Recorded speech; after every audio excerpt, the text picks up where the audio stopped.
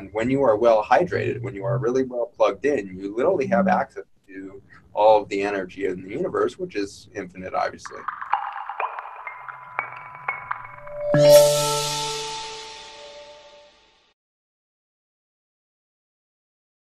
Ultimately, we're not solid creatures. We're a tiny bit of matter organized around an energetic force. And so we are energetic beings at our center. And then you have to ask, well, if we're 99.99% energy, how is that energy giving us the impression of a solid table sitting in front of us?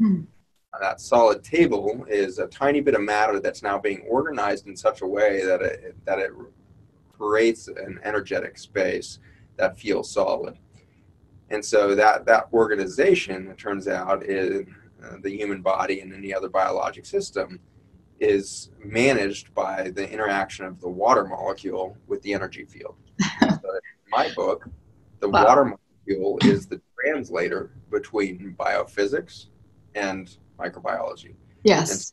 And it is literally the translation point. It's literally the adapter, if you will. You can imagine you take your computer and you have to plug that into the wall to plug into an electrical grid to make the computer work. In the same way, I believe that biologic body has to plug in through the water molecule to access the energy that is available. And when you are well hydrated, when you are really well plugged in, you literally have access to all of the energy in the universe, which is infinite, obviously.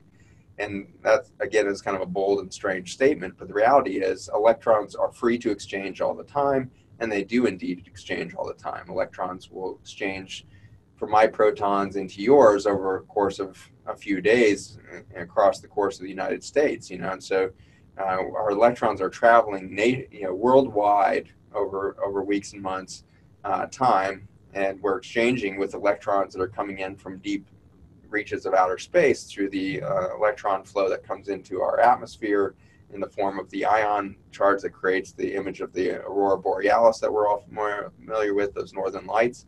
That's an electron flow into our stratosphere, which is then translated through 100,000 lightning strikes an hour to the surface of the Earth. Yes. And so then the Earth is being charged by that deep space electron source, and then we're being charged with that and absorbing those electrons every time we go outside, or especially if we will touch the ground with bare feet or whatnot. And so we're tied into this infinite supply of electrical energy. Yes. Without the water. Come on in. Yes. Through the medium of water and hydration. Absolutely.